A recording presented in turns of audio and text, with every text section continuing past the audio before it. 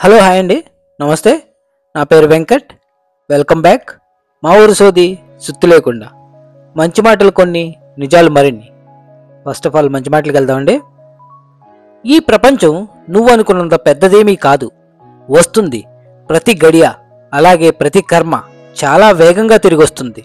కాస్త నిదానంగా ఉండు, నువ్వేంటో తెలిసే వరకు. నువ్వు రాబోయే రోజుల్లో సంపాదిస్తావా? నీకు పలుకుబడి ఉందా? వీరితో తిరిగితే మనకు ఏంటి లాభం అనే స్థాయిలో ఉన్నారు నీ చుట్టూ ఉన్న జనం. మరి ఎలా బ్రతుకుతావు? అవసరాల కోసం, అలాగే అవకాశాల కోసం మాత్రమే మాట్లాడే మనుషుల మధ్యలో. అందుకే స్థాయి పెరిగినా అలాగే తగ్గినా ఒకేలా ఉండు. పొరపాటును కూడా వాళ్ళలా మీరు ప్రవర్తించకండి. మీకంటూ ఒక ప్రత్యేకత ఉండాలి అంటే ప్రత్యేకంగా ఏమీ జీవించనక్కర్లేదు. మనిషిగా ఉండగలిగితే చాలు.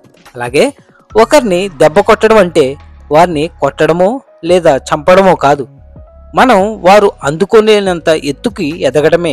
గుర్తుంచుకోండి. అది చేతకాకే ఈ పగలు, ప్రతీకారాలు. ఏం సాధిస్తావో బ్రతికునని రోజులు అలా పళ్ళు బిగిస్తూ నువ్వే గొప్పవాడివన్న అహంకారంతో ఊగిపోతూ ఏం సాధిస్తావు? మనం మరణించాక 10 మందికి ఉపయోగపడేవాడు మరణించాడు అనుకోవాలి తప్ప, పోతే పోయాడు, పీడ పోయిందని ఏ నోటి నుండి వచ్చేలే బ్రతకకు. ఎంత కక్ష కడతావో కనీసం అంతలో ఒక వంతైనా ప్రేమించి చూడు. తేడా నీకే తెలుస్తుంది. మనం వద్దనుకున్నా వచ్చేది మరణం.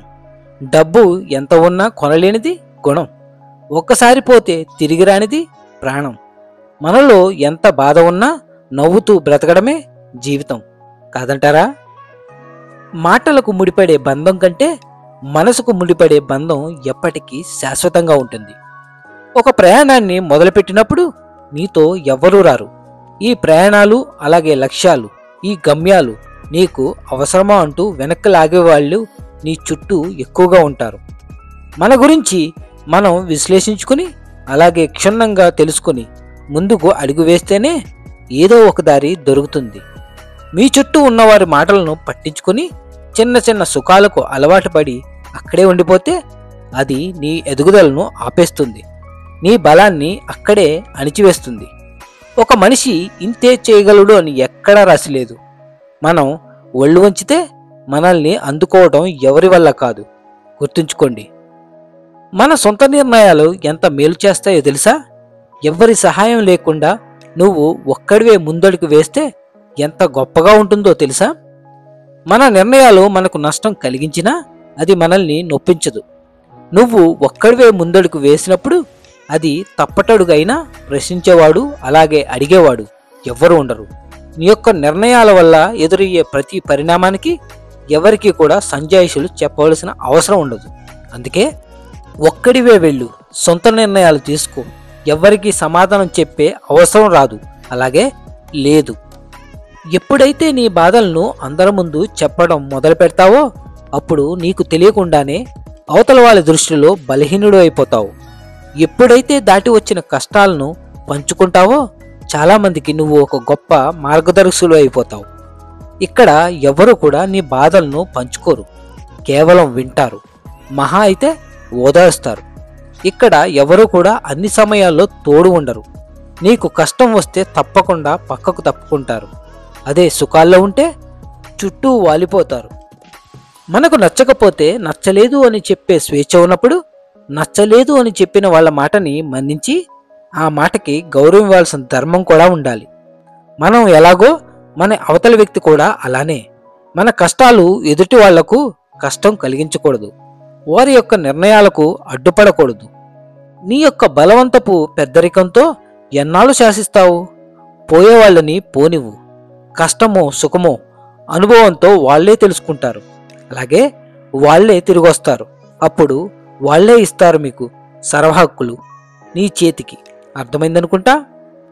ఎంతని సంపాదిస్తావు? నీ తరం, అలాగే నీ పిల్లల తరం కూర్చొని తిన్న తరగనంత సంపాదించావు. కానీ ఏం లాభం? ఒంటి నిండా రోగాలు తెచ్చుకున్నావు. నువ్వు కడుపు కట్టుకొని రెప్పపాటు కూడా విశ్రాంతి లేకుండా కూడబెట్టిన ధనాన్ని నువ్వు పోతే ఇంకొకడు అనుభవిస్తాడు. దీనికోసమా నీ పోరాటం? బ్రతకాలి, ఆనందంగా బ్రతకాలి, అలాగే ఆరోగ్యంగా బ్రతకాలి. నువ్వు బ్రతికి ఉన్నంతకాలం నువ్వు నీ సంపాదన కొంతైనా నువ్వు అనుభవించాలి. నిన్ను చూసి కోటీశ్వరులు కూడా అసూయపడేలా బ్రతకాలి.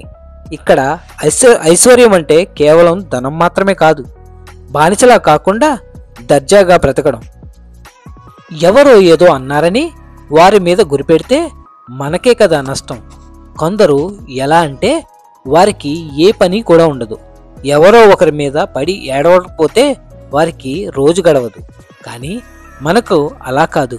మనకంటూ ఒక లక్ష్యం ఉంది, కుటుంబం ఉంది, అలాగే బోలెడన్ని బాధ్యతలు ఉన్నాయి.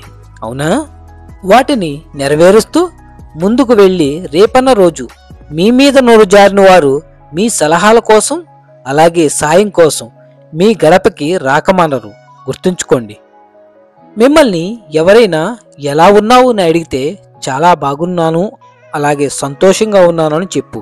ఎందుకంటే నువ్వే తీర్చుకోలేని నీ బాధలకు వారేం సలహాలు ఇవ్వగలరు? ఊరంతా చాటింపు వేయడం తప్ప. అందుకే నీ కష్టాలని అలాగే బాధల్ని పంచుకోవాల్సింది ఊరు జనాలతో కాదు, నీ యొక్క కుటుంబంతో. అక్కడే నిన్ను అర్థం చేసుకునేవారు ఉంటారు. చుట్టుపక్కల వారు మంచి సలహాలు ఇచ్చే రోజులు ఎప్పుడో వెళ్ళిపోయారు. ప్రాణ స్నేహితులు కూడా వెన్నుపోటు పొడిచే రోజుల్లో బ్రతుకుతున్నాం మనం. అందుకే నీ పోరాటం నువ్వు చెయ్యి. నీ గుట్టును పొరపాటును కూడా ఎక్కడా కూడా విప్పకు. మొదటిగా నిన్ను ఆకర్షించేది చెడు. ఆ చెడు నిన్ను సంతోషపెడుతుంది, అలరిస్తుంది. అంతా అయిపోయి పరిస్థితిని చేయి దాటిపోయిన తరువాత నీకు అర్థమవుతుంది, ఇప్పటి వరకు నేను సహవాసం చేసింది చెడుతోనా అని. అప్పుడు నీకు ఎదురవుతుంది ఒక మంచి నేస్తం. మంచికి చేదు ఎక్కువ, ఎందుకంటే అది నీకు దొరికే తాత్కాలిక సుఖాలను ఖండిస్తుంది. కాబట్టి రాబోయే రోజుల్లో నువ్వు పొందబోయే సంతోషాల నిధిని ఖచ్చితంగా రెట్టింపు చేస్తుంది. కాబట్టి చేదుగా ఉన్న ముందు నుంచి మంచితోనే సహవాసం చెయ్యి. ముందు మనం గడుపుతున్న కాలం ఎంత విలువైందో తెలుసుకోవాలి. దాంట్లో మనం ఎన్ని గంటలను సరిగా ఉపయోగించుకుంటున్నామో తెలుసుకోవాలి. కాలయాపన అవటం లేదు అనే పదం మన నోటి నుండి రాకుండా చూసుకోవాలి. ముందుగా వృధా అయ్యే సమయాన్ని తగ్గించుకోవాలి. ప్రతి క్షణాన్ని మన లక్ష్యం కోసమే ఖర్చు పెట్టడం నేర్చుకోవాలి. ఎందుకంటే ఒక్క అరక్షణం కూడా పరుగు పందెంలో విజేతను నిర్ణయిస్తుంది. అందుకే ఒక్క క్షణాన్ని కూడా వృధాగా పోనివ్వకూడదు. మనకు ఇష్టమైన వారి కోసం అలాగే మనం ప్రేమించిన వారి కోసం మనం ఎప్పుడూ కూడా ఏదో ఒక బహుమతిని ఇవ్వాలి అని తాపత్రయపడుతూ ఉంటాం. అలాగే అది ఉత్తమమైనదై అయ్యుండాలి అనుకుంటాం. అన్నిటికంటే ప్రత్యేకమైనదై భిన్నమైనదై ఉండాలి అనుకుంటాం. అది వారికి ఎప్పటికీ కూడా గుర్తుండిపోవాలి అనుకుంటాం. కొందరు ప్రేమించిన వారికి విలువైన ఆభరణాలు అలాగే విలువైన వస్త్రాలు, సుగంధ ద్రవ్యాలు ఇస్తూ ఉంటారు. కానీ వీటిలో ఏవి శాశ్వతమైనవి మీరే ఆలోచించండి. ఎంత విలువైన ఆభరణాలైనా ఎంత విలువైన వస్త్రాలైనా ఒకానొక సమయంలో పాడైపోతాయి లేదా దొంగిలించబడతాయి. ఎప్పటికీ వారితోనూ శాశ్వతంగా ఉండడం అనేది అసంభవం. అయితే మనకు ఇష్టమైన వారి కోసం ఏం ఇస్తే వారితో జీవితాంతం ఉంటుంది, అలాగే వారికి జీవితాంతం గుర్తుండిపోతుంది? అందుకు సమాధానం మంచి సమయం.